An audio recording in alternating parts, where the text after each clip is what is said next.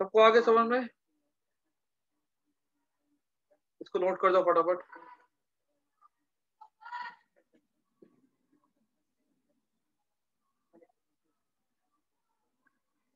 अलग अलग principal axis पे देख करके मिरर्स को, लेंस को देखिए, घबराना नहीं है तुमको बिल्कुल से भी।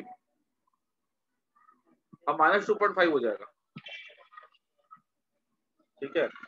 पहले एक लेंस पे या एक मिरर पे काम कर लो, इमेज की पोजीशन निकाल लो, उसके बाद दूसरे एक्सिस से उस इमेज की पोजीशन को निकालो, ठीक है, और फिर सॉल्व करो।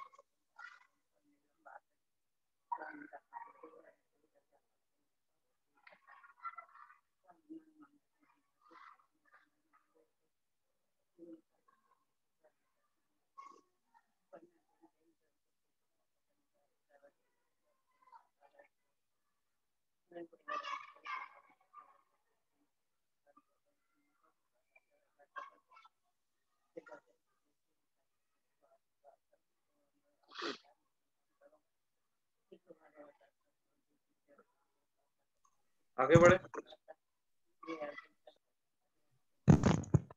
सर। हाँ सर वो इमेज की जो हाइट थी, जो मतलब फर्स्ट रिफ्लेक्शन हमको मिली, वो नहीं हाँ, पता चला। देखो ये इमेज से पहले यहाँ पर थी, इमेज यहाँ पर बनी, ये समझ में आया कि नहीं आया फर्स्ट रिफ्लेक्शन से? हाँ सर। ठीक है। अब ये जो इमेज बनेगी, ये ऑब्जेक्ट बन जाएगा इसके लिए, मिरर 2 के लिए। हाँ अब नई प्रिंसिपल एक्सिस तो ये हो गई ना, इससे ये जो यस। इमेज जो बनेगी इस नई प्रिंसिपल एक्सिस से कितनी ऊपर है, तो ये दोनों प्रिंसिपल एक्सिस का गैप 2 mm था। इस इमेज का गैप यहां से जो है ना 1 mm है, तो ये जो इमेज बनेगी इसकी हाइट नई प्रिंसिपल एक्सिस से 1 mm नहीं होगी, सब्ट्रैक्ट करके देखो।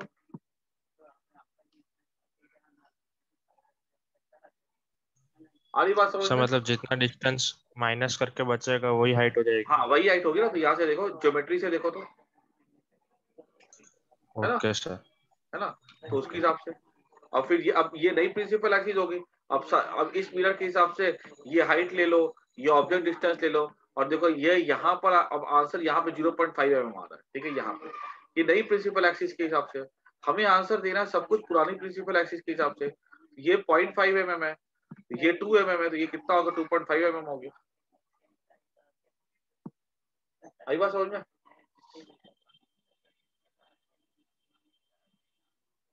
ठीक है ना। अब यही मान लो सवाल है ऐसे दे दे, ये ऐसे है, ठीक है, यहाँ पे ऐसे मिरर है, दूसरा मिरर ऐसे है, ठीक है, उसकी प्रिंसिपल एक्सिस ऐसे है, यहाँ पे इनकी हाइट का गैप मान लो अगर 3 mm है, ठीक है, ऑब्जेक्ट यहाँ पर पड़ा हुआ है, ठीक है, अ, यहाँ पे ऑब्जेक्ट पड़ा हुआ है, बोला गया कि बताओ फाइनल इमेज कहाँ बनेगी, तो ये अगर ऑब्जेक्ट यहाँ पर पड़ा हुआ है, ये यहाँ पर पड़ा हुआ है, ठीक है, तो पहले हम देखेंगे कि यहाँ पे पहले इमेज बनेगी, फिर हम देखेंगे इस प्रिंसिपल एक्सिस से कितनी दूरी है इसकी, ठीक है। मान लो अगर ये आ जाता है 1 mm, तो मैं बोलूंगा 4 mm, ठीक है। फिर हम लोग इस प्रिंसिपल एक्सिस पे काम करेंगे, इसके हिसाब से निकालेंगे। मान लो ये अगर आ जाता है 2 mm, तो ये हमारा आंसर हो जाएगा। अब मेरे को इसके हिसाब, अगर ये ओरिजिन है तो मेरे को इसके हिसाब से लिखना होगा ऐड करके पूरा का पूरा, ठीक है ना।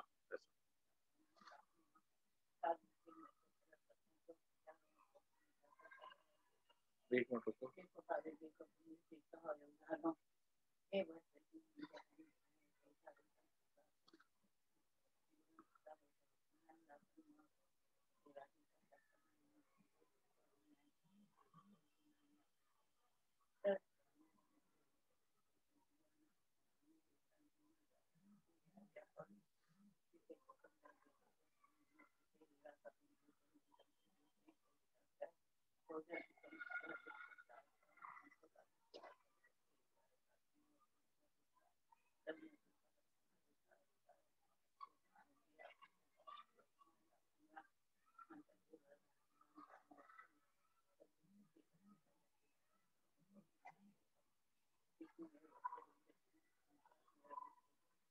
आगे बढ़ते हैं। अब देखो और कैसे सवाल आएंगे हमारे सामने। बोला गया कि मान लो ऐसे के मिरर है,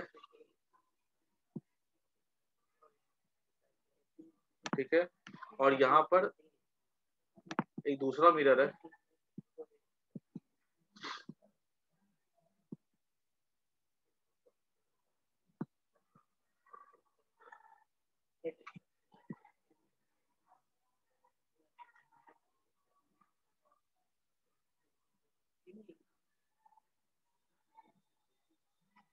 यहाँ पे दूसरा मिरर है,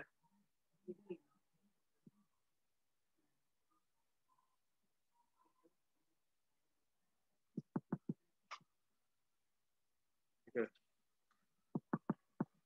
यहाँ पर एक ऑब्जेक्ट पड़ा हुआ है, ये डिस्टेंस है 20 सेंटीमीटर, ठीक है, ये डिस्टेंस है 30 सेंटीमीटर,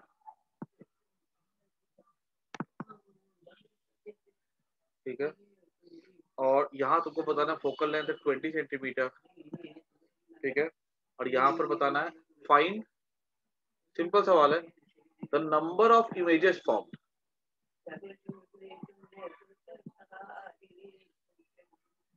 ठीक है, तुम्हारे पास ऑप्शन है 1 2 3 इंफिनिटी, फटाफट बताओ।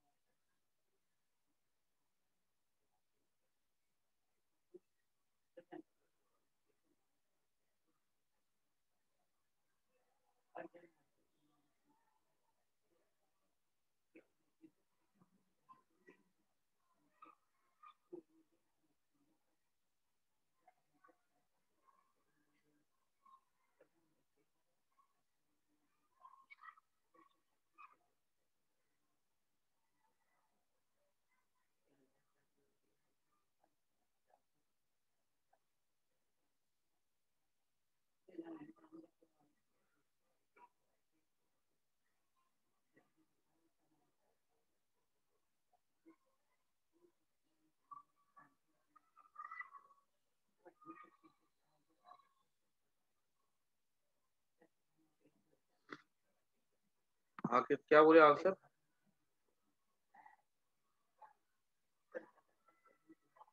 दोनों का 2 है, 20 फोकल एंड 20 है।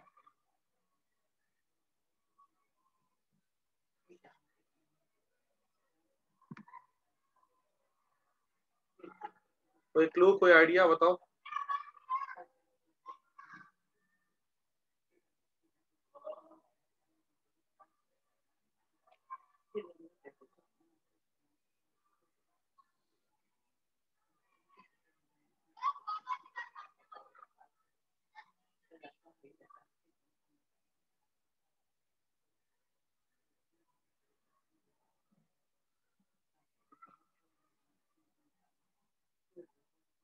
वेरी गुड वर्जिल, सही है।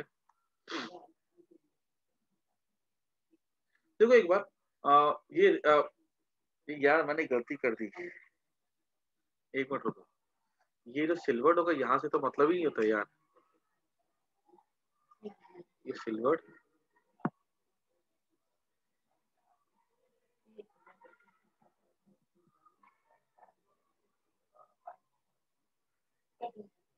इधर से होगा, ऐसे तो एक ही बनेगी वैसे।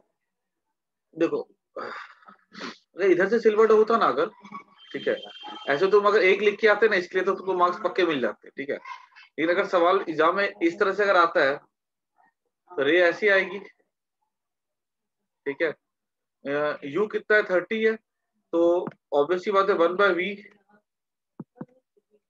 1/f, 1/v, v कितना लेंगे प्लस 1/u कितना हो जाएगा -20, 1/f, f कितना है 20, v कितना हो जाएगा 10 सेंटीमीटर, मतलब ये इमेज कहाँ बनेगी 10 सेंटीमीटर पे जाकर के बनेगी, ठीक है ना ऐसा। अब समझना है ध्यान से कि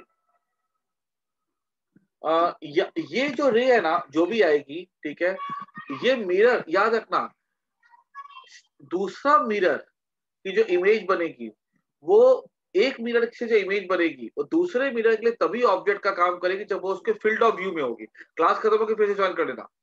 यहाँ पर रे इधर निकल जाएगी, ये रे एक भी यहाँ नहीं पहुंचने वाली है। ये वाली इमेज जो है I1, this will not act like an object for this mirror. समझना इस चीज को, क्लियर? अच्छा, लेकिन ये ऑब्जेक्ट है ना, ये ऑब्जेक्ट तो इसके लिए काम करेगा। अगर इसके लिए